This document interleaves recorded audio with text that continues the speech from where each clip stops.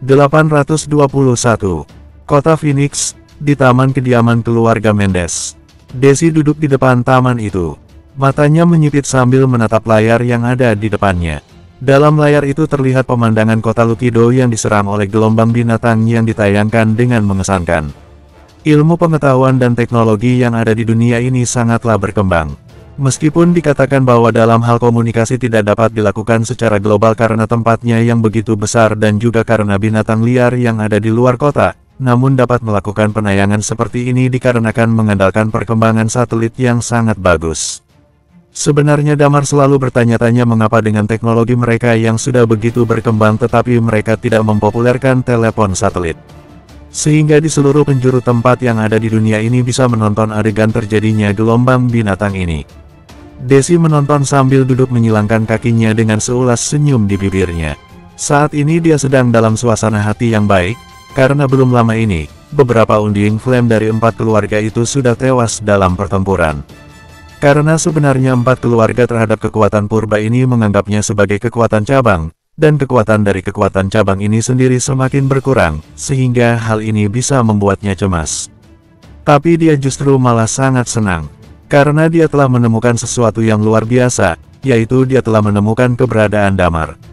Pemilik tulang naga memiliki kekuatan untuk bisa membunuh 4 keluarga. Sampai saat ini, sudah ada 8 unding flame yang telah tewas di tangannya. Jika Damar dapat digunakan olehnya. Memikirkan semua ini, bibirnya seolah tak tahan untuk tertawa. Hanya saja dia merasa bahwa dia tidak dapat menemukan keberadaan Damar akhir-akhir ini. Dia tak tahu juga kemana Damar pergi. Kota Phoenix ini sangatlah besar, sehingga sangat sulit untuk bisa mencarinya. Namun dia juga tidak terlalu terburu-buru untuk itu. Dia percaya bahwa Damar masih akan melakukan penyerangan. Cepat atau lambat, selama Damar melakukan penyerangan, dia akan memiliki cara untuk bisa menemukan Damar. Memikirkan hal ini, dia pun tersenyum lalu mematikan layar di depannya dan bangkit dari duduknya. "Nyonya Desi, Anda berencana akan pergi kemana?" Tanya seorang pelayan dengan cepat saat melihat Desi yang langsung berdiri. "Pergi jalan-jalan," kata Desi dengan tenang. "Nyonya Desi, tetapi sekarang keadaan kota Phoenix sedang tidak aman. Beberapa orang menakutkan yang menyelinap mendatangi orang-orang dari 4 keluarga, sehingga cukup berbahaya bagi Anda jika ingin bepergian keluar," kata pelayan itu dengan cemas. "Saya tidak takut," kata Desi. "Tetapi," kata pelayan dengan cepat. Belum sampai pelayan itu menyelesaikan ucapannya, namun Desi telah berjalan keluar dari pintu kamar. Dia akan mengambil kesempatan untuk melihat apakah dia bisa menemukan keberadaan Damar. Pada saat yang sama, di kota Lukido, di atas tembok kota. Jasper sedang berdiri di depan suatu tembok kota dengan ekspresi wajah yang sulit untuk ditebak. Di bagian bawah tembok kota, binatang-binatang liar itu mengelilingi tembok kota. Beberapa hewan liar melompat tinggi dan ingin menyerbu ke atas tembok kota. Di atas tembok kota, terlihat ada banyak perintis di mana-mana yang sedang melawan serangan dari binatang buas ini. Sedangkan wajah Axel terlihat begitu kusut. Wajah kusutnya itu bukan hanya semata-mata karena gelombang binatang ini, terlebih karena info yang baru saja dibawa oleh Jaden. Beberapa anggota senior keluarga Luanda saat ini sedang berdiri di atas tembok kota, termasuk si pria tua gagah yang malah melihat semua adegan yang sulit ini dengan hati yang senang. Aku tidak tahu. Aku tidak tahu ternyata mereka datang dari atas. Kalau sampai aku tahu, bahkan jika aku sampai diberikan banyak keberanian sekalipun, aku pastinya tidak akan berani membiarkan mereka mati, kata Jaden sambil menundukkan kepalanya yang tampak merasa bersalah dan cemas. Wajah Jaden terlihat sangat kusut, kemudian dia menatap pria tua lainnya. Pria tua itu terlihat mengerutkan keningnya, lalu menatap Jasper dengan tenang dan bertanya, "Apa kamu yakin mereka datang dari atas?" Jasper tidak menjawabnya, namun dia berkata, "Kalian satu garis keturunan ini, keluarkan satu ahli waris lagi." Mendengar hal itu, Jaden terlihat mengubah ekspresinya, namun dia sendiri pun tidak berani melawan. Pria tua itu mengerutkan kening dan berkata, "Tapi belum sampai giliran kami." "Aku yang mengatakannya," kata Jasper sambil mengangkat kepalanya dan menatap pria itu sejenak dengan tatapan yang dingin. Pria tua itu tidak berani membalas ucapannya. Jasper mengalihkan pandangannya ke sekawanan binatang buas di luar. Tampaknya ada beberapa perubahan dalam kawanan binatang itu yang kemudian mulai menyebar di kedua sisi. "Rhino akan datang," Setelah kawanan ini menyebar di area depan, binatang yang ukurannya sangat besar mulai bermunculan dari belakang. Kebanyakan dari mereka memiliki ukuran panjang tubuh 7-8 meter dengan tanduk tajam di kepala mereka disertai suara raungan yang sangat keras. Mereka tampak seperti pedang yang sangat tajam. "Kabarkan yang di atas," kata Jasper. "Turunkan perintis emas untuk melawan."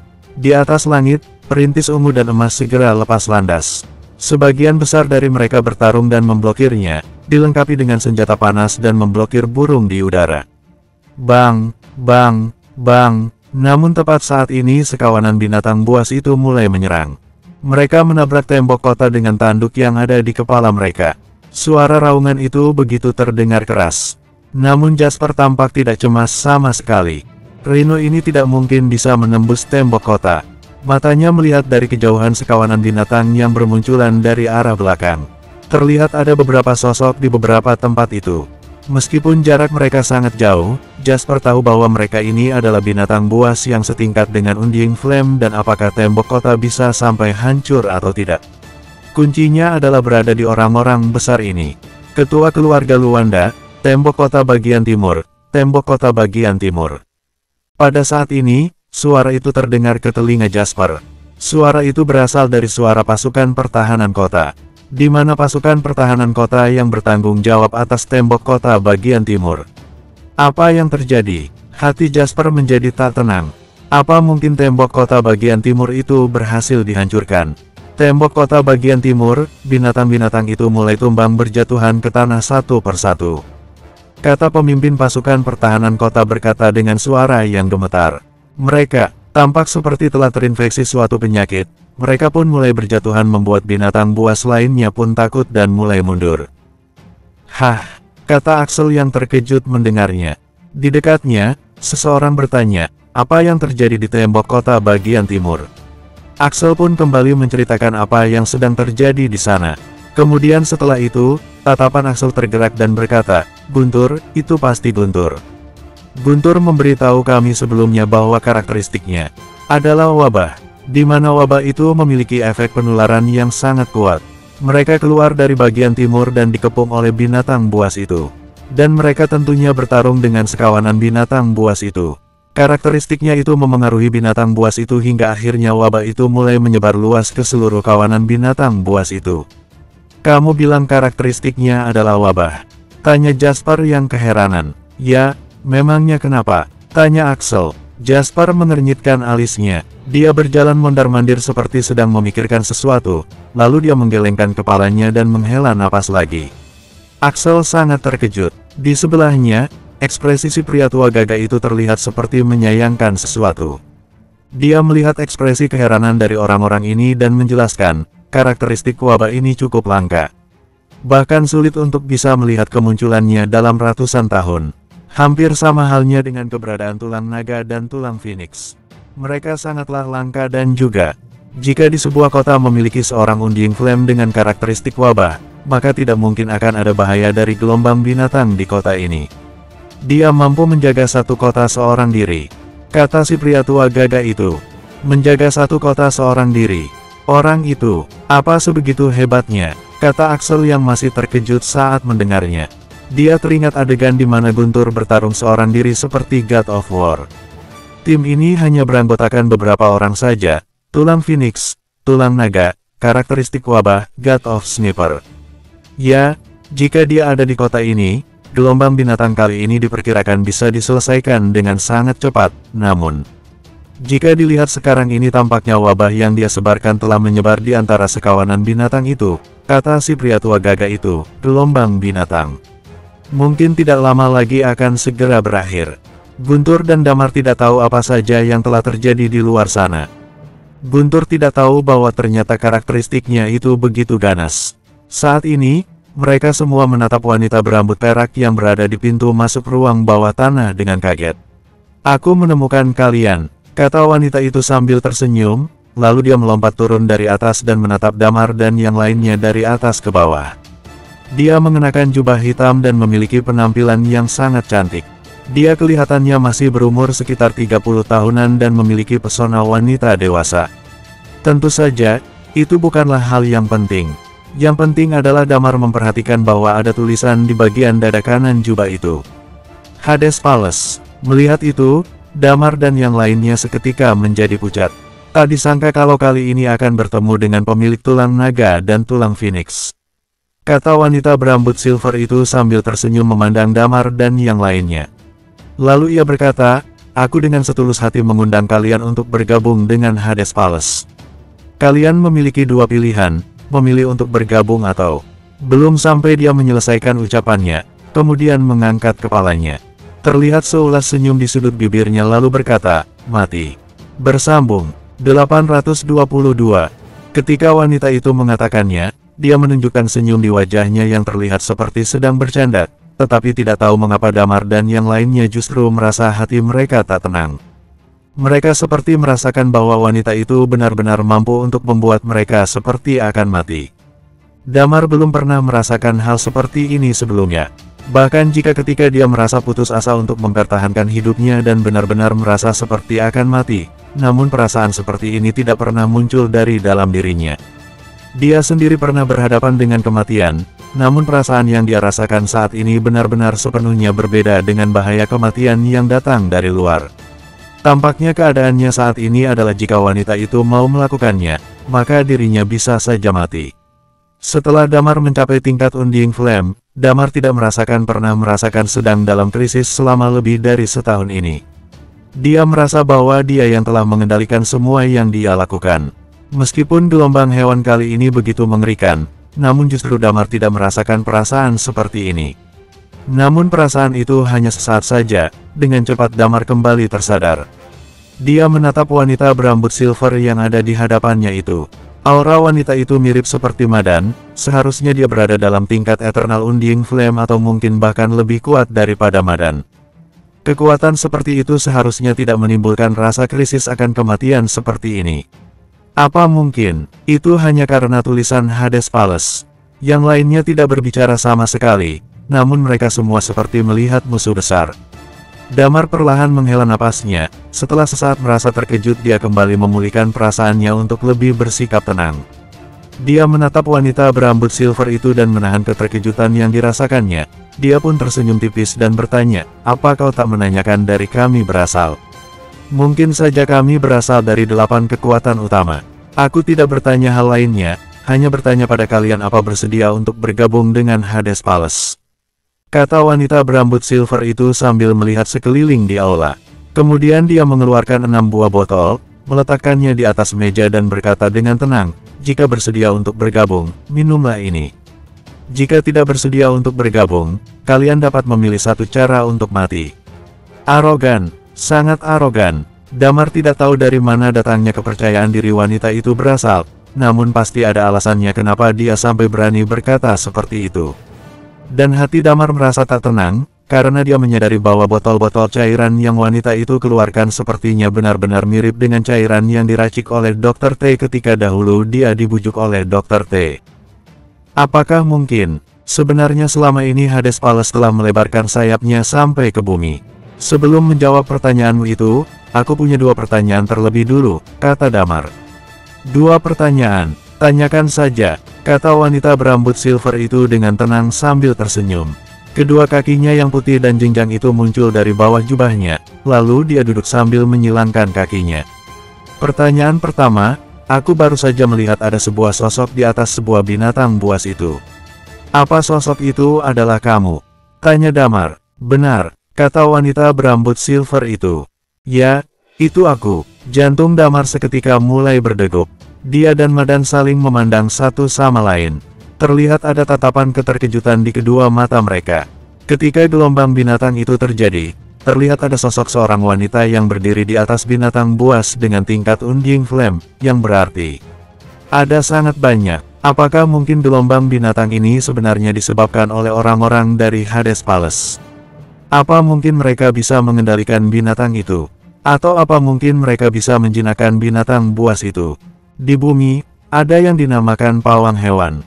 Singa dan harimau pun akan menjadi patuh di hadapan mereka. Apa mungkin di dunia ini pun ada pawang hewan? Apa mungkin Hades Palace ini sebenarnya terdiri dari banyak pawang hewan? Lalu, apa sebenarnya tujuan mereka dari gelombang binatang ini?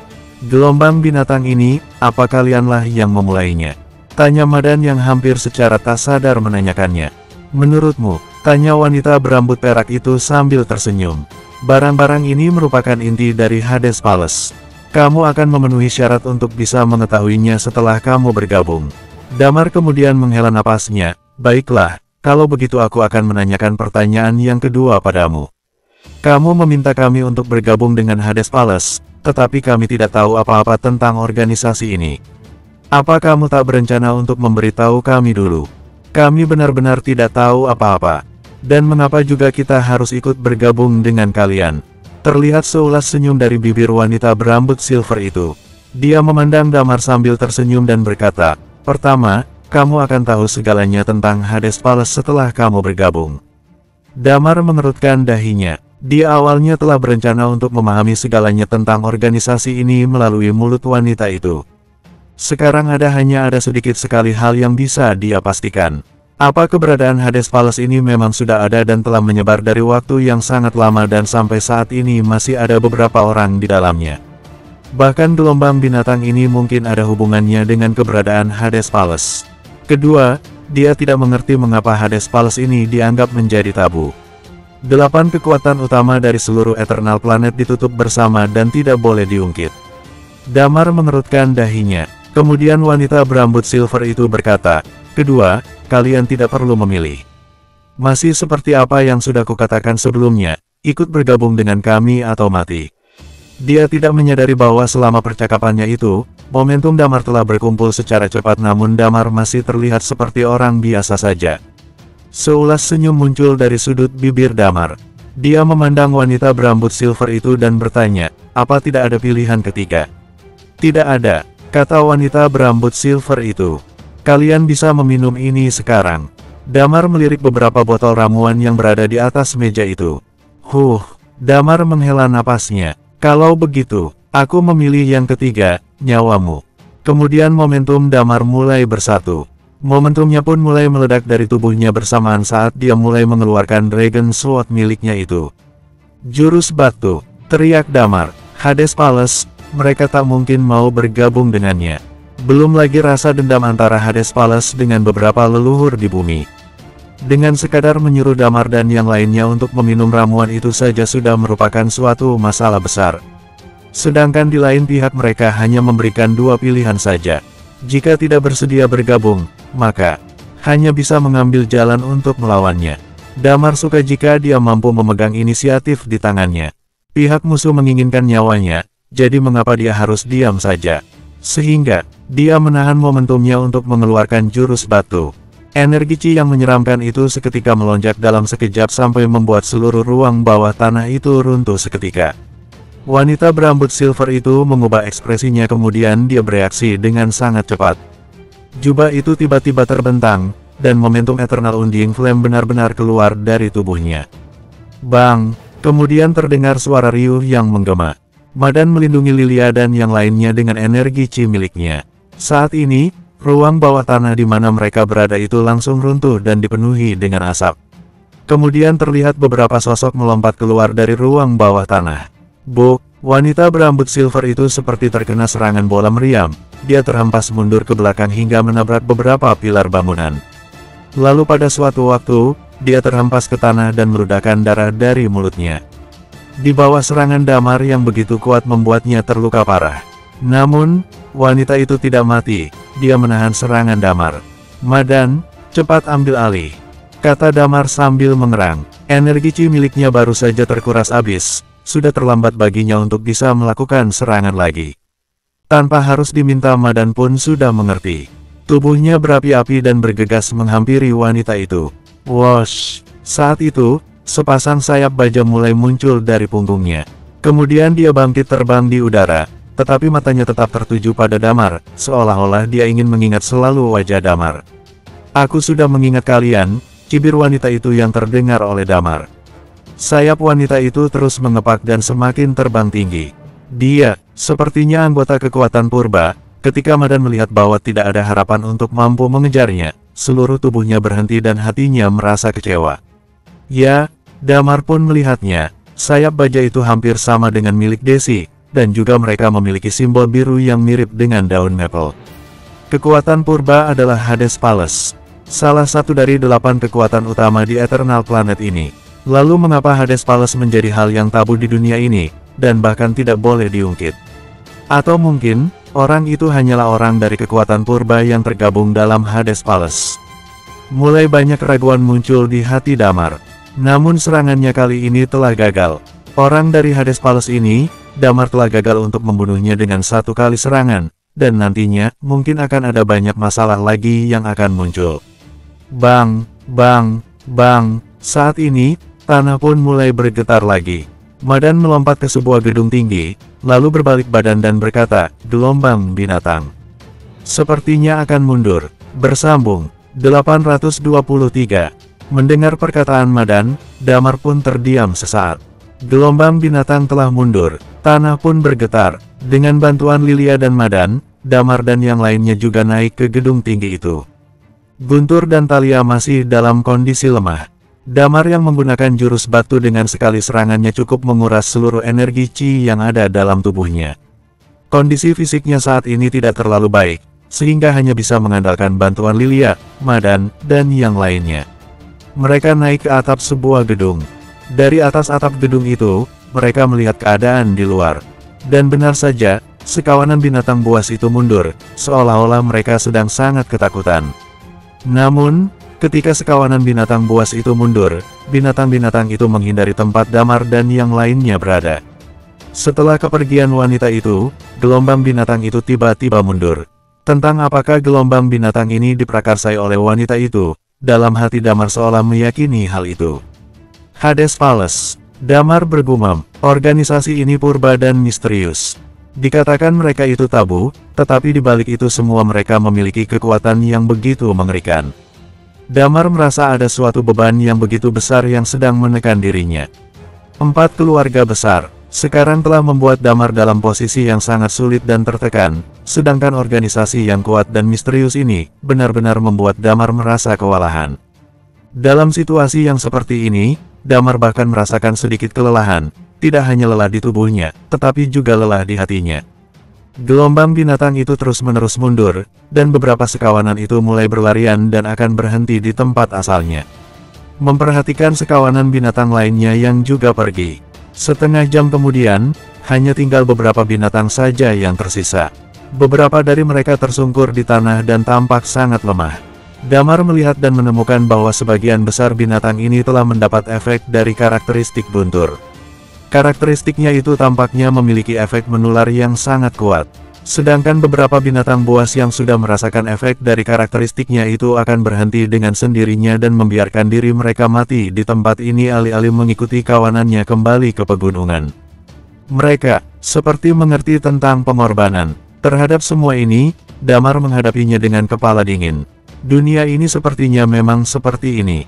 Seleksi alam, baik dari binatang-binatang ini atau dari manusia itu sendiri. Dalam keadaan yang sedang tak menentu seperti ini, Damar ingin sekali rasanya kembali ke bumi. Di dunia yang tertib dan tenang itu, dia hidup bersama kedua orang tuanya dan menikah dengan Lilia, kemudian memiliki seorang anak dan menjalani kehidupan yang tenang dan damai. Di atas atap itu, dia duduk bersandar di dinding. Guntur dan yang lainnya pun memikirkan hal yang sama dengannya. Lalu Thalia pun berkata, aku ingin kembali ke bumi. Ketika mereka datang ke dunia ini, semua terasa baik-baik saja. Mereka tidak memiliki banyak rasa keterlibatan. Mereka biasanya menjalani kehidupan mereka sendiri dan tidak banyak berkomunikasi dengan orang lain, kecuali untuk pelaksanaan misi pembunuhan. Mereka telah mengalami terlalu banyak hal dalam 3 hari ini semenjak mereka mendapatkan misi menjadi penjaga Axel. Di bawah gelombang binatang ini, kehidupan manusia seperti tidak ada nilainya. Di bawah gelombang bintang ini, kehidupan para binatang itu juga seperti tidak ada nilainya. Perasaan ini benar-benar menyiksa. Kini kemunculan Hades Palace itu benar-benar membuat hati mereka terasa begitu terbebani. Mereka menghadapi 4 keluarga dengan kebencian yang dimiliki. Mereka berpikir bahwa ketika 4 keluarga bisa terselesaikan, maka semuanya bisa berakhir, dan mereka tidak perlu lagi melakukan pertempuran. Sayangnya, melihat dari kondisi sekarang ini, jalan itu rasanya begitu jauh untuk bisa lalui. Mereka tidak tahu apa-apa tentangnya, mereka tidak tahu tujuan mereka, mereka tidak tahu segalanya tentang mereka. Mereka semua merindukan masa-masa yang aman dan stabil, mereka sangat ingin pulang dan mencari kedamaian. Guntur memegang tombak panjangnya, dia bersandar di atap gedung itu dan menatap langit. Saat ini langit sudah gelap, lingkungan di dunia ditangani dengan baik, dan kita dapat melihat bintang-bintang yang bertaburan di langit. Aku juga ingin pulang, tapi kita tidak bisa pulang. Harus ada yang bisa untuk menanggung ini, kata Guntur sambil tersenyum. Dia biasanya bukan orang yang seperti ini, tetapi dia mengatakan sesuatu yang filosofis saat ini. Damar mengangguk dan berkata, ya, seseorang harus menanggung ini. Ayo kita maju terus. Sudah berjalan hampir sebulan, waktu 6 bulan sudah disepakati, dan masih ada sisa waktu 5 bulan lagi. Tak usah dulu pedulikan Hades Palace itu. Dunia ini sangatlah besar dan jika mereka ingin mengawasi kita, maka akan sulit juga bagi mereka untuk bisa menemukan kita. Kita terus tinggal di kota Phoenix dan terus membuat masalah bagi 4 keluarga di kota Phoenix. Setelah mengatakan itu Damar pun tersenyum dan mencoba untuk menghidupkan suasana kembali. Lalu dia pun berkata, Bagas tidak bilang kalau dia ingin pulang. Dia tidak menganggap dunia ini seperti neraka, kata Dewan sambil menelan ludahnya. Setelah gelombang binatang itu, terlihat beberapa kerusakan di beberapa tempat di kota Lukido. Ada terlihat tumpukan mayat manusia yang menggunung di depan kota Lukido, dan sekarang ada mayat binatang yang berserakan di mana-mana. Memang benar, kehidupan dalam Eternal Planet ini, benar-benar tidak berharga. Dia mungkin tidak akan berpikir untuk pulang ketika dia melihatnya, dia masih berencana untuk memprovokasi revolusi di dunia ini, kata Damar sambil tersenyum, atau mungkin, dia adalah orang yang paling penting kali ini. Bagas ingin memprovokasi permusuhan antara high class dan low class di dunia ini. Di dunia ini, kehidupan orang yang berada di kalangan low class seperti tidak ada gunanya, tetapi orang low class ini jugalah yang jumlahnya paling banyak di dunia ini. Ketika mereka sedang mengobrol, Madan sedang duduk di sana, dia tidak ikut bergabung dalam obrolan itu. Dia hanya menatap bintang-bintang dan tidak tahu apa yang sedang dia pikirkan. Dewan mengeluarkan sebatang rokok, lalu dan berkata, koreknya sepertinya hilang, ayo Second, bantu aku nyalakan rokok ini. Yang dipanggilnya Second itu adalah Thalia. Sebenarnya dia sudah lama tidak memanggil Thalia dengan sebutan seperti itu. Setelah melewati tingkat dewa, tidak ada lagi penomoran di antara mereka. Thalia menatapnya dalam diam, namun begitu dia tetap menggerakkan jarinya, dan api pun muncul dari jarinya. Awalnya Guntur tidak merokok, namun ketika melihat Dewan menyalakan sebatang rokok, dia pun menginginkannya. Perbaiki suasana hatimu, kata Damar sambil berdiri dan meregangkan pinggangnya.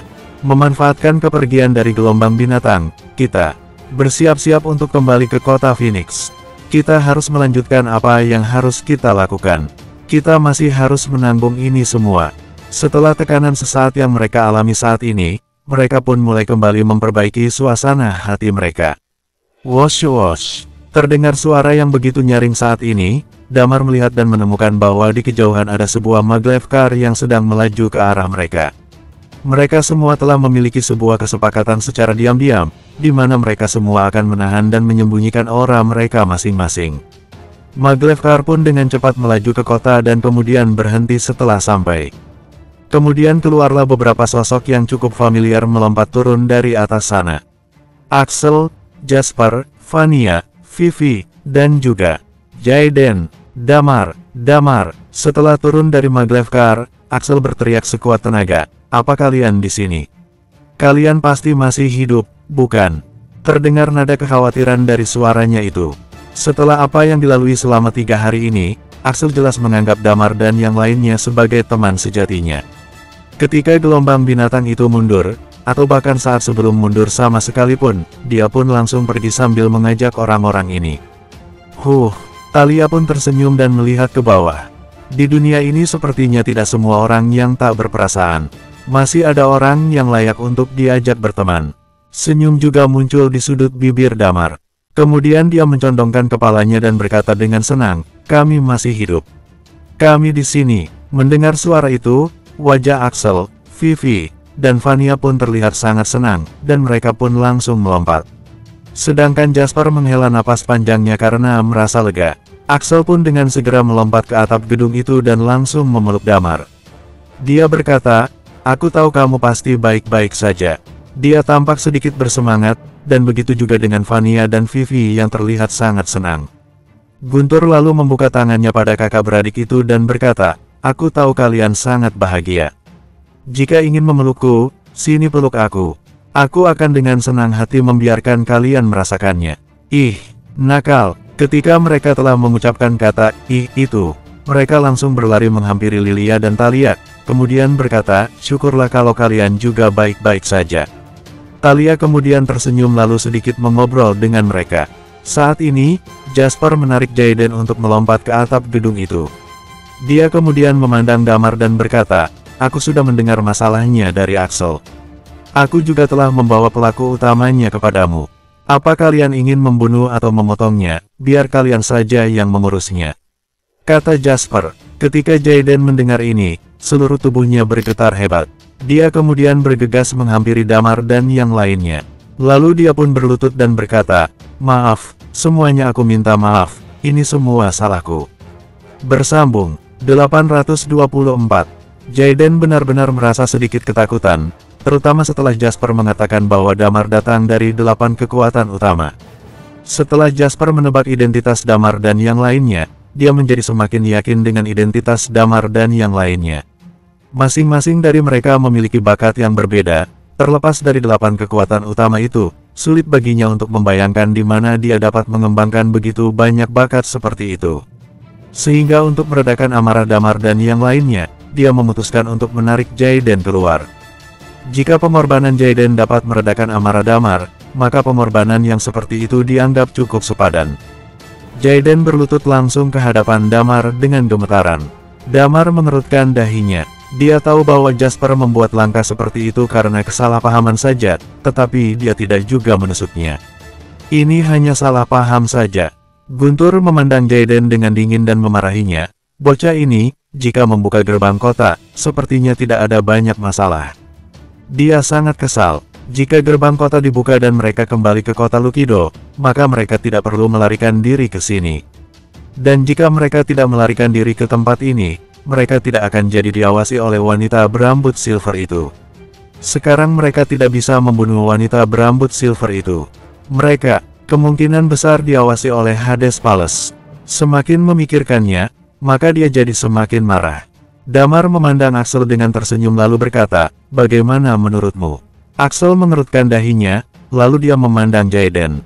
Dia menghela napasnya dan berkata meskipun aku tidak berurusan dengan orang ini, tetapi saat ini keluarga telah mencabut identitasnya sebagai ahli waris. Mereka mengeluarkan satu ahli waris lagi. Jadi dia telah membayarnya dengan hal yang sepadan. Dia sampai akhir merupakan anggota keluarga Luanda, dan juga dia berada dalam tingkatan Undying Flame. Dia akan menjadi salah satu andalan keluarga Luanda di masa depan. Bagaimanapun, aku harap kalian bisa membuatnya untuk tetap hidup. Damar tersenyum dan berkata, kalau begitu kami mendengarkan apa katamu. Axel, Jasper, dan Jayden sedikit terkejut saat mendengarnya. Damar, benarkah dia melepaskan Jayden begitu saja? Ya, Damar dan yang lainnya memang memiliki rasa amarah dalam hati mereka, tetapi seperti yang dikatakan Axel barusan, Jayden sudah membayarnya dengan hal yang sepadan, lagi pula Damar dan yang lainnya pun selamat dan masih hidup. Keluarga Luanda melakukan hal seperti ini karena mereka salah dalam memahami identitas dirinya dan yang lainnya. Namun nantinya Damar juga berencana untuk bekerja sama dengan keluarga Luanda untuk menangani keempat keluarga itu. Dan nantinya, identitasnya mungkin akan diketahui jika dia bukan orang dari 8 kekuatan utama. Jika sampai terungkap ke publik dia bukan salah satu dari 8 kekuatan utama, Jayden tentunya tidak akan pernah menyerah. Dia datang ke dunia ini hanyalah demi bumi saja. Untuk menghancurkan 4 keluarga itu, dia berusaha sebisa mungkin untuk tidak memprovokasi yang lainnya. Tidak cepat berterima kasih, kata Jasper dengan nada suara yang dingin. Jayden kembali tersadar dan hatinya merasa sangat lega. Kemudian dia berkata dengan lantang, Damar, terima kasih semuanya, terima kasih semuanya. Axel juga dalam suasana hati yang baik.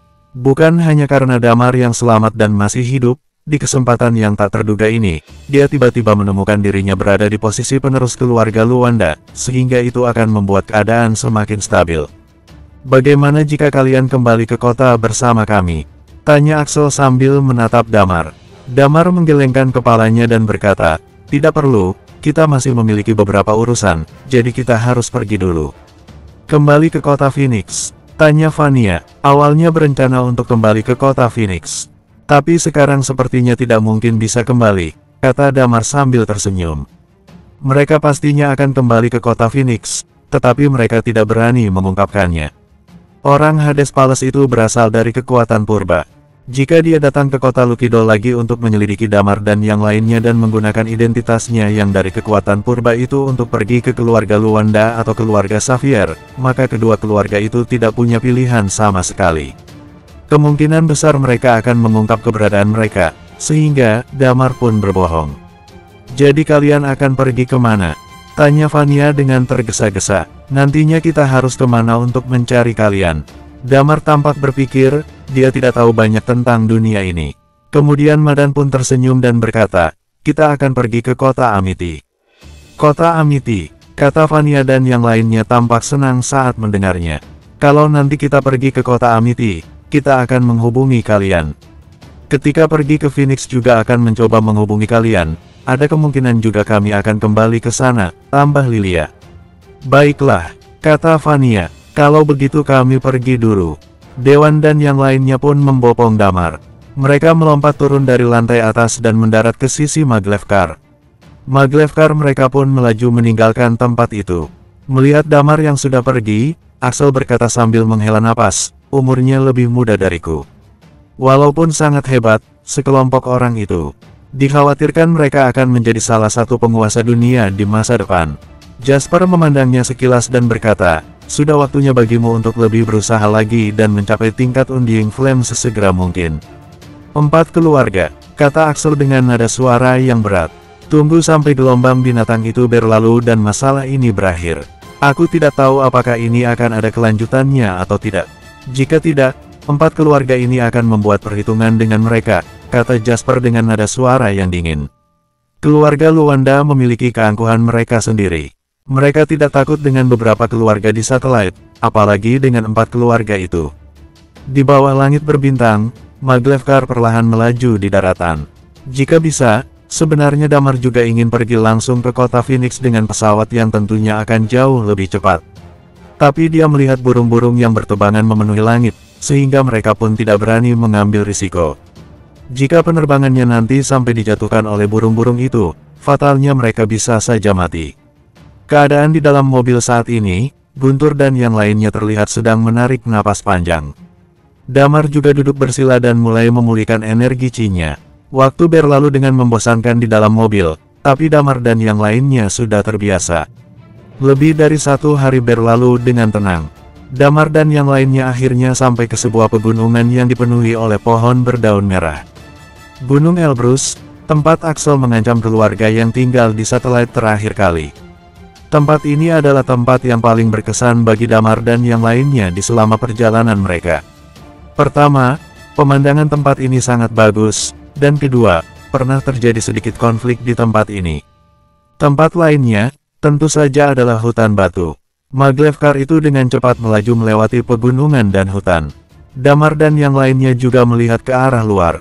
Melihat dedaunan merah yang berjatuhan, membuat kesan romantis yang tak dapat diungkapkan dengan kata-kata. Sayangnya, tidak membawa kamera dan gaun pengantin, kata Thalia dengan nada yang terdengar sedang berharap. Pasti akan sangat romantis jika bisa mengambil foto prewedding di tempat ini. Kemudian matanya sedikit berbinar dan berkata, oh ya, Lilia, bagaimana kalau kalian mengambil foto preweddingmu dengan Damar di tempat ini saja? Ini hanya perjalanan 2 hari dari kota Phoenix. Jika benar-benar ingin mengambil foto pernikahan di tempat ini, sepertinya bukan suatu hal yang tidak mungkin. Meskipun begitu, tidak ada yang membawa kamera dan juga baju pengantin. Tetapi itu bukanlah hal yang menyulitkan, untuk gaun pengantinnya bisa digambar atau didesain, tidak sulit untuk mendesain atau membuatnya. Lalu untuk kamera, ada benda-benda seperti foto di dunia ini, dan sarana dan peralatan pemotretannya pun lebih tinggi daripada di bumi. Sehingga itu semua bukanlah suatu masalah. Ditanya seperti itu oleh Thalia, sesaat Lilia merasa tertarik. Wajahnya sedikit memerah sambil menatap Damar. Wajah Damar menunjukkan sedikit kelembutan dan berkata, aku ikut apa katamu. Lilia pun mengangguk dan berkata, baiklah. Berbicara tentang pernikahan, mereka pun tiba-tiba menjadi tertarik untuk membahasnya dan mulai memberikan banyak ide dan saran. Aku ingin menjadi groomsman, kata Dewan dengan cepat. Jadi groomsman apanya? Kata Guntur. Kamu sudah menikah, maka akulah satu-satunya yang akan menjadi groomsman.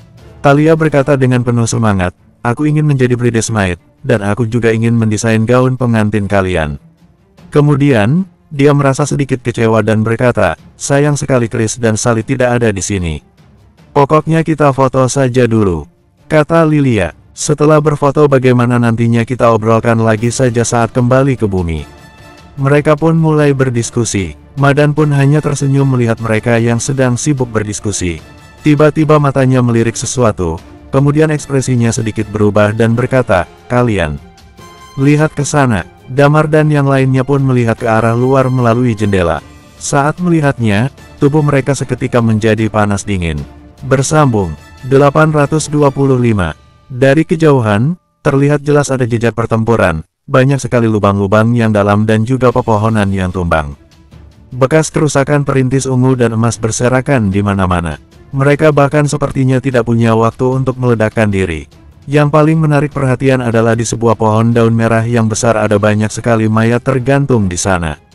Di antaranya ada seorang pria parubaya dan dua pria muda yang dibawanya datang untuk berlatih juga tergantung di sana. Yang lainnya sudah jelas orang yang berada di dalam perintis ungu dan perintis emas. Mereka semua tergantung secara terbalik, di tanah pun terlihat banyak ceceran darah yang sudah mengering. Mereka tampaknya telah mati selama 1 atau 2 hari. Ini, tenggorokan Thalia terasa kering. Jika kekuatan kelompok orang ini sebelumnya bisa langsung meratakan bumi, tetapi sekarang mereka semua mati di sini secara misterius. Ini, apa yang sudah terjadi? Kata Thalia sambil menelan ludahnya. Damar mengerutkan dahinya. Dalam situasi yang tak menentu ini, dirinya merasa seperti sedang diawasi oleh seseorang. Aku merasa seperti sedang diawasi. Saat ini, Thalia pun menelan ludahnya, tubuhnya sedikit gemetaran dan berkata, aku merasakan jiwaku gemetar. Damar pun terdiam, meskipun dia merasa sedang diawasi, namun dia tidak merasa terlalu takut. Sedangkan Thalia, saat ini seluruh tubuhnya gemetaran, keringat dingin mulai muncul dari dahinya. Cepat pergi dari sini. Damar menatap Madan. Madan pun mengangguk. Dia mengendarai mobil itu dan meningkatkan kecepatannya. Mobil terus melaju melewati hutan maple. Perasaan akan selalu diawasi seolah menghantui mereka. Lilia pun memegang erat tangan Thalia. Terjadi keheningan di dalam mobil pada saat ini. 2 jam kemudian, Damar dan yang lainnya melewati hutan maple ini. Setelah berhasil melewati hutan itu, perasaan cemas Damar yang selalu merasa diawasi itu perlahan menghilang dan Thalia pun mulai berusaha untuk kembali bersikap tenang. Saat ini pakaiannya benar-benar basah karena keringat dingin. Sebenarnya apa yang terjadi? Kata Guntur sambil menatapnya. Kenapa kami tidak merasakannya sama sekali? Damar pun mengerutkan dahinya. Tampaknya hanya dia dan Thalia yang merasakan seperti sedang diawasi. Damar kemudian berpikir Thalia adalah tulang Phoenix. Tempat ini disebut Gunung Elbrus. Apakah mungkin ini yang menjadi sebabnya? Sedangkan dirinya adalah tulang naga. Apa ini yang membuat dia dan Thalia bisa merasakannya? Yang terpenting perasaan itu sekarang sudah menghilang. Kita harus cepat-cepat meninggalkan tempat ini. Tempat ini sedikit mengerikan, kata Damar mengingatkan. Thalia memerlukan waktu yang cukup lama untuk bisa memulihkan kembali keadaannya ke kondisi normal. Perjalanan selanjutnya berjalan dengan lancar. Di dalam mobil, Axel telah menyiapkan makanan dan minuman untuk persediaan mereka selama beberapa hari. Mobil itu terus melaju di sepanjang jalan. Di sepanjang jalan, Lilia dan Thalia membatalkan rencana mereka di mana Gunung Elbrus awalannya akan menjadi lokasi untuk pemotretan foto prewedding. Lalu mereka pun mulai mendiskusikan lagi mengenai foto prewedding. Mereka telah mengingat banyak tempat indah di sepanjang jalan dan berencana untuk mengambil foto sebelum pergi. Mereka harus melakukan misi, tetapi mereka tidak mungkin juga melakukannya setiap hari. Beberapa hari ini terlewati dengan aman. Ketika mereka melewati hutan batu, mereka melihat banyak orang dari 4 keluarga yang sedang sibuk di hutan batu itu seperti sedang melakukan penyelidikan. Damar menahan niatan untuk membunuh mereka di dalam hatinya dan mobil pun terus melaju melewatinya. Beberapa jam kemudian, kota Phoenix. Dibandingkan dengan kota Lukido, tempat terjadinya gelombang binatang itu, kota gila ini masih begitu ramai. Damar dan yang lainnya mengendarai maglev car-nya ke rumah sewaan mereka. Setelah memarkirkan mobilnya di garasi bawah tanah, Damar menghela napas panjang lega. Akhirnya selesai. Sekarang aku hanya ingin pulang, mandi, dan tidur nyenyak, kata Talia tersenyum sambil berjalan keluar dari garasi. Kembali ke tempat ini, benar-benar untuk bersantai. Meskipun masih ada tekanan selama mereka berada di sini, namun jika dibandingkan, tidak seburuk kota Lukido. Mereka adalah pembunuh, di luar dari hal itu, mereka bisa hidup melewati hari dengan damai. Seperti bermain mahjong dan lain-lain. Ayo kita kembali ke rumah dulu, kata Damar sambil tersenyum. Mereka pun bersama naik lift dan segera sampai di rumah mereka. Kata Damar sambil mengerutkan dahinya. Bagas tidak ada di dalam. Ya, dan mereka memang merasa seperti tidak ada orang di rumah. Damar segera memasukkan kata sandi pintu dan dengan cepat berjalan masuk. Benar saja, Bagas tidak ada di kamarnya. Apa yang sedang terjadi? Kata Damar sambil mengerutkan dahinya. Berdasarkan pemahamannya tentang Bagas, seharusnya dia tidak mungkin pergi keluar. Dia pastinya sangat berhati-hati dan tinggal di dalam rumah. Damar merasakan sebuah kekhawatiran di dalam hatinya. Tetapi ruangannya ditinggal dengan sangat rapi, tidak ada jejak pemberontakan atau apapun di seluruh ruangan. Tentu saja, Bagas orang yang lemah. Jika dibilang ada seseorang yang datang dan membawanya pergi, dia pasti tidak memiliki kekuatan untuk melawan. Peralatan gamesnya juga masih ada di sana, kata Guntur yang berjalan ke ruangan tempat dia bermain games. Cek dengan menghubunginya menggunakan komunikator, kata Lilia sambil menatap Damar. Damar pun mengangguk, dia menggunakan komunikator dan berhasil terhubung. Namun tidak ada jawaban sama sekali. Tidak diangkat. Jantung Damar kini mulai berdegup kencang. Dia benar-benar khawatir jika sampai terjadi sesuatu dengan Bagas. Dia pun segera menghubungi Martin dengan komunikator. Tak lama kemudian dia segera terhubung dengan Martin dan Martin pun bertanya, "Halo, apa kalian sudah kembali?" "Ya, kami sudah pulang. Semuanya baik-baik saja," kata Damar. "Di mana Bagas? Apa kamu sedang bersamanya? Memangnya dia tidak ada di rumah?" tanya Martin. "Aku kemarin malam masih makan bersamanya." Damar mengerutkan dahinya. Dia menutup komunikator dan menjadi semakin tak tenang. "Jangan khawatir," kata Lilia sambil meraih tangannya. "Bagas memiliki otak yang cerdas, seharusnya tidak terjadi sesuatu dengannya." Dong dong dong. Pada saat ini, di telinga Damar tiba-tiba terdengar suara Ai berkata, "Panggilan dari Bagas." Damar tampak sangat senang lalu dia dengan cepat menerima panggilan itu dan bertanya, "Bagas, kau ini di mana? Cepat datang dan selamatkan aku. Aku akan dibunuh." Napasnya terdengar terengah-engah, seperti sedang melarikan diri. Lalu terdengar juga suara bising di komunikator itu. "Berhenti kau bajingan, kamu akan mati di sini hari ini. Bagas, lari, cepat lari, jangan pedulikan aku. Kumohon pada kalian untuk lepaskan dia." Lalu berikutnya seperti terdengar suara seorang wanita. "Alamat, cepat kirimkan alamatnya padaku." Damar langsung berteriak dengan keras ketika mendengar hal itu. "Jalan Nidono, 37, kata Bagas dan komunikator tampaknya telah dimatikan. Kemudian tiba-tiba terdengar teriakan Bagas. "Ayo cepat kita pergi," kata Lilia. Damar pun mengangguk. Dia tidak tahu apa yang telah terjadi, tetapi saat dia tahu bahwa Bagas sedang dalam bahaya saat ini, dia harus segera pergi ke sana. "Ayo kita pergi bersama," kata Madan. "Aku akan mengantarmu ke sana. Aku akan tetap berada di mobil saat itu dan tidak ikut turun." "Baiklah." Damar tidak menolak tawarannya. Belum juga mereka duduk beristirahat, mereka sudah langsung pergi keluar lagi. Bersambung 826. Mereka terus berlari keluar rumah. Mereka melaju menuju tujuan mereka. Jalan Mido nomor 37. Daerah ini adalah di pinggiran kota Phoenix. Sesampainya Damar di sana, dia tampak bingung dan mengerutkan dahinya. Ada beberapa perbedaan antara jalanan di daerah ini dengan jalan-jalan lainnya. Jalanan di sini terlihat sedikit berantakan, bahkan tidak terlihat ada robot penyapu di jalan. Pakaian orang yang berlalu lalang di sini pun terlihat begitu lusuh. Ada banyak orang di jalanan ini. Namun dari banyaknya orang di sini, Damar hanya melihat satu jenis tatapan dari mata mereka, yaitu tatapan yang kosong dan putus asa. Area pemukiman di sekitarnya juga seperti area pemukiman yang kumuh di kota Phoenix.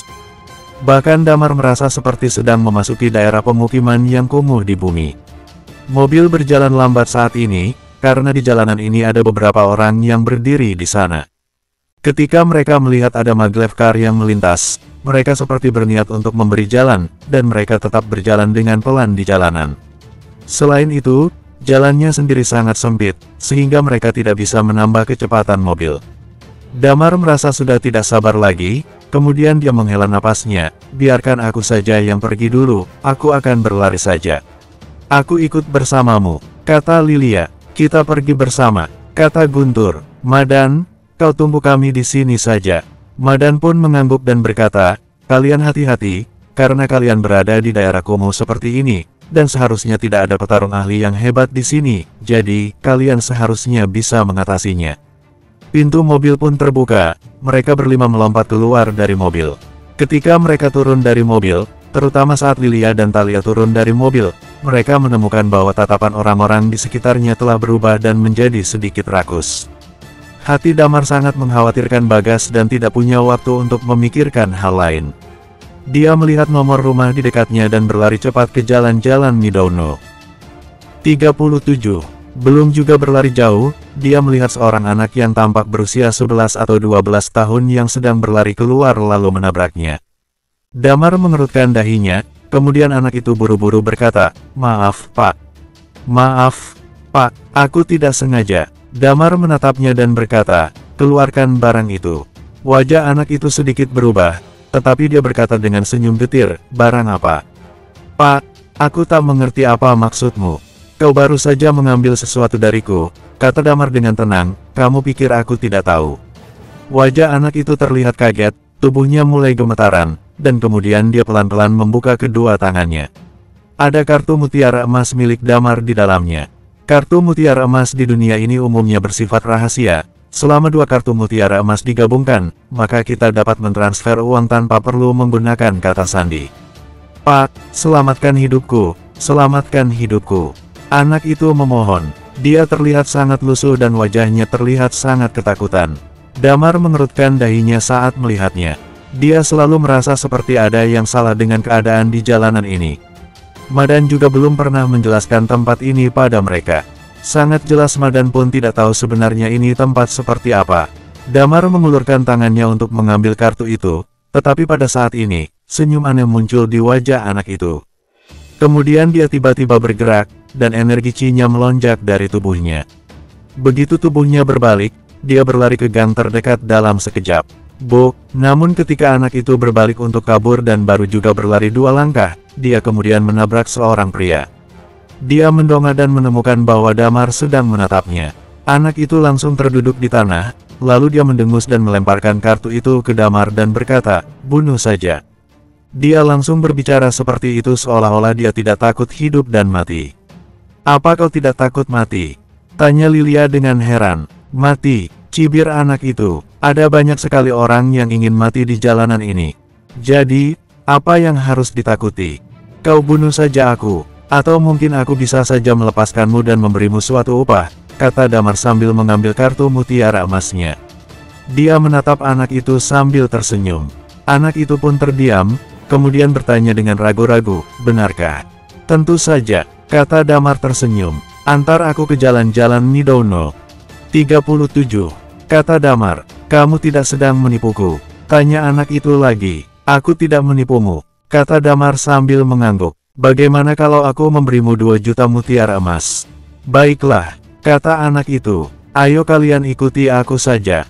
Damar tidak tahu apa-apa tentang situasi di jalanan ini. Energi Qi yang baru saja dikeluarkan oleh anak ini berada di tingkat tinggi, dan Damar juga menemukan bahwa ada banyak tingkat dewa di jalanan ini. Di sepanjang jalan, Damar setidaknya sudah menemukan ada 4 atau 5 orang. Wajar untuk mengatakan bahwa orang-orang ini seharusnya juga bisa memperoleh status high class di dunia ini, tetapi mereka malah tinggal di tempat yang kumuh ini dan hidup seperti orang yang tak berguna. Damar sedikit bingung memikirkannya. Damar dan yang lainnya tak tahu banyak tentang segala sesuatunya yang ada di dunia ini. Anak itu menganggukkan kepalanya dan berlari cepat ke satu arah. Damar dan yang lainnya juga mengikuti anak itu. Tak lama kemudian, mereka pun tiba di Jalan Midouno. 37. Daerah ini sudah menjadi daerah perbatasan kota Phoenix. Jika pergi lebih jauh lagi, maka itu sudah masuk daerah pinggiran kota. Tempat yang dituju ini adalah sebuah halaman kecil, dan di sana sudah ada sekelompok orang berkumpul. Ada beberapa maglev car yang diparkir di gerbang halaman, dan juga terlihat ada beberapa orang yang sedang berjaga di depan gerbang. Dari dalam halaman itu, terdengar sebuah suara yang berkata, "Bocah, bukankah kamu baru saja menghubungi seseorang? Aku sudah menunggu begitu lama, mengapa belum juga sampai?" "Kak, mari kita bicarakan dulu baik-baik. Aku adalah high class dan aku benar-benar tidak bercanda, aku hanya benar-benar lupa membawa kartu identitasku." Saat ini kemudian terdengar suara Bagas dari sana. Orang high class sampai lupa membawa kartu identitas. Cibir orang itu. "Orang macam kau ini, ingin memperebutkan seorang wanita denganku. Katakan padaku, kau ingin mati seperti apa?" "Aku dengar kalau di Jalan Meadow ini memiliki suatu cara untuk menyiksa orang, yaitu dengan memasukkan orang itu ke dalam kuali, lalu merebusnya perlahan sampai air itu mendidih, dan sampai akhirnya membuat orang itu terebus sampai mati. Sekujur tubuhnya akan melepuh dan merebus tubuhnya hidup-hidup hingga menjadi tulang." Di halaman itu, seluruh tubuh Bagas seketika jadi gemetaran. Saat ini terlihat ada 7-8 orang berdiri di dalam halaman itu, dan posisi Bagas terlihat sedang berlutut di tanah. Tetapi pada saat ini, kondisi Bagas terlihat babak belur, hidungnya terlihat bengkak dan wajahnya pun lebam. Dan seluruh tubuhnya dipenuhi dengan tapak sepatu. Di sebelahnya, terlihat ada seorang gadis berusia 20 tahunan. Gadis itu berpakaian sederhana, namun dia terlihat cukup cantik. "Kak Rigen, kumohon padamu, lepaskan dia. Aku akan pergi bersamamu, aku akan pergi bersamamu," kata gadis itu. Bagas mengerutkan dahinya dan berkata, "Lolita, bukannya aku sudah bilang? Aku akan mengeluarkanmu dari tempat ini. Temanku akan segera datang." "Cek, masih keras kepala." Terdengar suara orang lain yang terdengar. "Akan kuberi pukulan lagi sampai mati. Jangan pukul wajahku." Bagas berteriak cepat. Di dekatnya ada seorang ahli tingkat puncak. Dia melangkah ke hadapan Bagas lalu mengangkat kakinya dan langsung menginjak wajah Bagas. Buk, saat ini dia tiba-tiba merasakan bayangan melintas di depannya. Kemudian, dia merasakan sakit yang luar biasa di kakinya. "RGGH!" Dia berteriak, lalu langsung memegangi kakinya dan terjatuh ke tanah.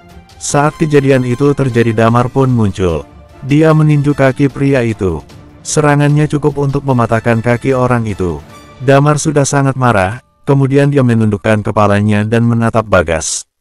Bagas yang melihat kemunculan Damar, seketika langsung tersenyum sambil meludahkan darah dari mulutnya. "Jika kamu sampai tidak datang, aku mungkin akan mati di sini." Damar melihat penampilannya yang sudah babak belur itu dan bertanya dengan nada dingin, "Siapa yang melakukannya?" Bersambung 827.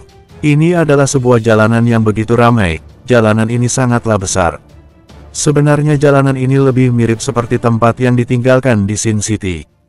Tatapan orang-orang di sini penuh dengan keputusasaan.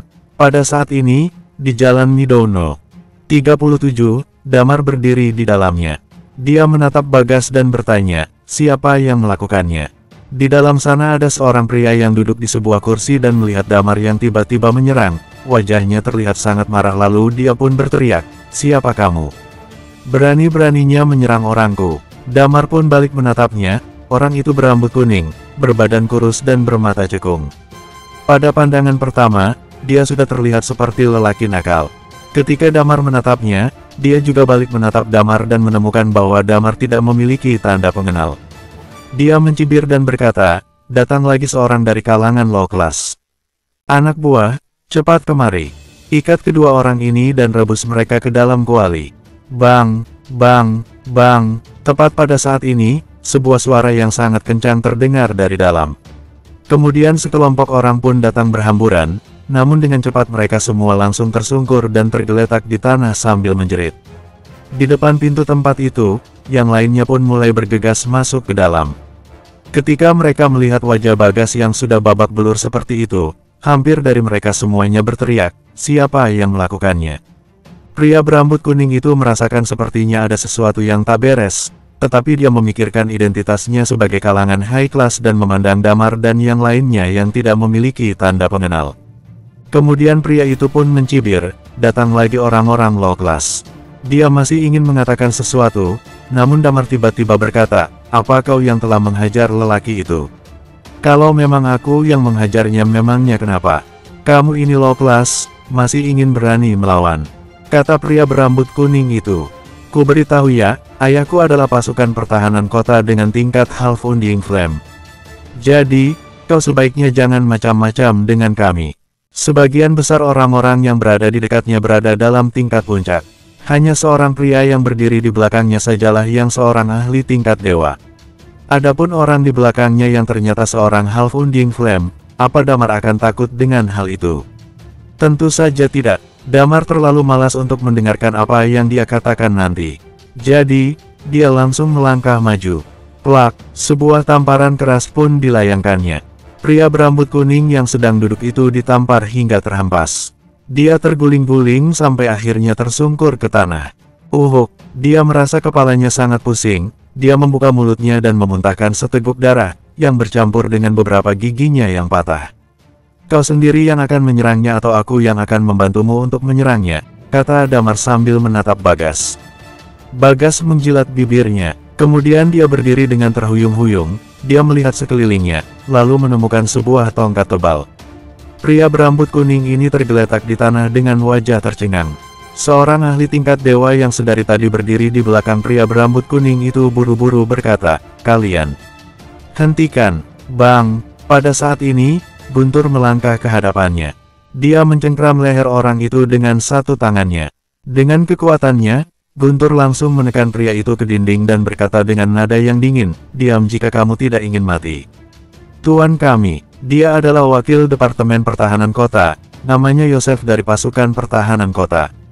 Kalian tidak dapat mendapatkan keuntungan apapun dengan mencari masalah dengannya, kata pria itu yang masih keras kepala. Aku menyuruhmu untuk diam. Apa kau tidak mengerti? Kata Guntur menatapnya. Kemudian cengkeraman tangannya pun jadi semakin kuat. Pria dengan level tingkat dewa ini pun tiba-tiba merasa napasnya mulai sesak dan seluruh wajahnya perlahan mulai memerah.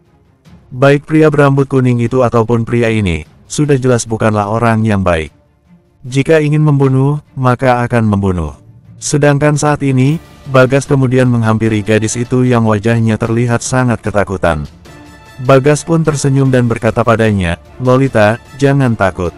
Mereka semua adalah temanku. Aku sudah bilang kalau aku akan membawamu keluar dari sini dan aku akan menyelamatkanmu. Ya, aku tidak akan takut, kata Lolita. Bagus, sekarang tutup matamu dulu, kata Bagas sambil tersenyum. Gadis itu pun menutup matanya, kemudian Bagas menghampiri pria berambut kuning itu tongkat yang digenggamnya. Dia menyeringai dan berkata, kau Regen, bukan? Sudah aku bilang, kau tidak bisa menghabisiku, kau tak mau mendengarkannya. Kata Bagas sambil sekuat tenaga mengayunkan tongkatnya itu ke arah Regen. Bang, bang, bang, pukulan demi pukulan dari tongkat itu dilayangkan, terlihat ada beberapa orang berdiri di sekitar mereka, tetapi tidak ada satupun yang berani menghentikannya saat ini. Semua orang melihat kejadian ini dengan kengerian di wajah mereka. Jeritan Regen tak hentinya terdengar. Ampun, ampun, aku salah, aku salah. Dia terus memohon belas kasihan. Bagas terus melayangkan pukulan padanya, Regen sudah terlihat sangat menyedihkan. Namun Damar pun tahu bahwa pukulan Bagas tidaklah fatal. Dia hanyalah seorang bela diri dengan level pemula, sedangkan Regen, walaupun dia berandalan seperti itu, tetapi dia tetaplah seorang yang berada di tingkat puncak. Bagas bisa memukulinya sampai berdarah-darah, tapi dia tidak bisa membunuhnya. Yang utamanya adalah Bagas berbeda dari mereka. Bagas tidak pernah membunuh siapapun dalam hidupnya. Setelah selesai memukulnya, Bagas menatap Regen yang sedang terkapar sekarat di tanah. Kemudian dia berkata, sialan, kau membuatku lelah.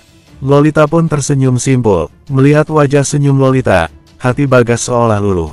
Kemudian, dia melihat ke arah Guntur dan berkata, sudah cukup. Kau tidak membunuhnya, tanya Guntur sambil mengerutkan dahinya. Orang lain yang mendengarnya pun langsung bergidik dan gemetaran.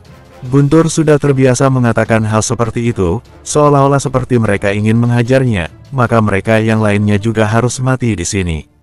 Bunuh mereka ketika mereka mengusikku lagi. Kali ini berikan mereka kesempatan untuk hidup, kata Bagas. Guntur langsung melemparkan pria yang sedari tadi dia cengkeram itu ke dalam halaman.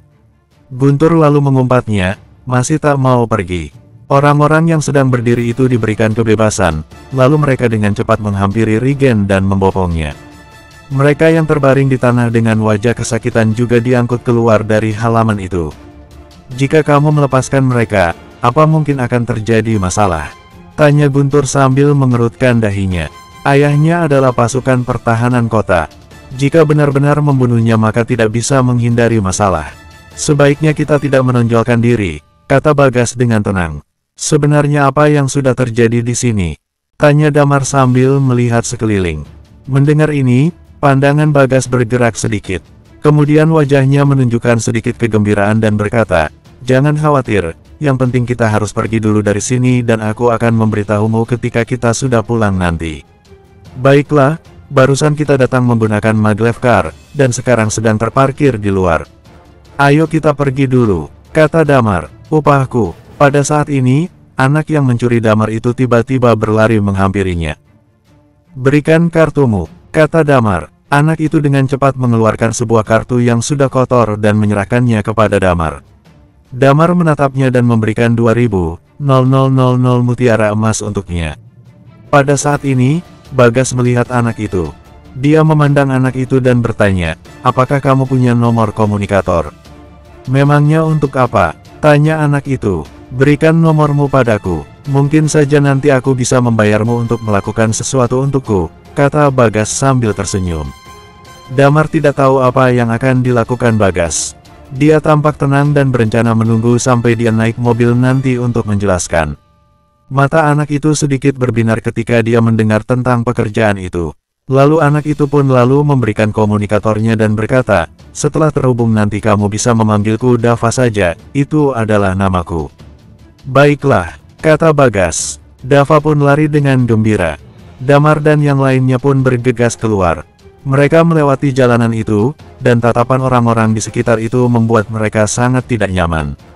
Dengan cepat mereka pun telah sampai di maglev car mereka, tetapi yang mengejutkan mereka adalah karena rupanya Madan tidak berada di dalam mobil.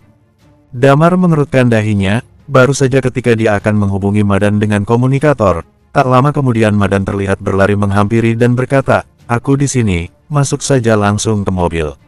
Pintu mobil pun terbuka dan mereka semua pun mulai masuk. Lolita duduk di kursi mobil dengan hati-hati, dan Bagas pun mulai berusaha menenangkan suasana hatinya. Damar tidak mengganggunya, dia bisa melihat kalau Bagas sepertinya menyukai gadis itu. Benaran membuat iri saja, kata Guntur. Aku pernah bilang untuk mencari seorang istri dari luar bumi.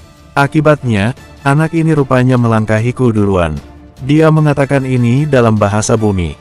Bagas menenangkan gadis itu sebentar, dan kemudian dia membalas perkataan Guntur, kita mengobrol pakai bahasa bumi saja. Bersambung.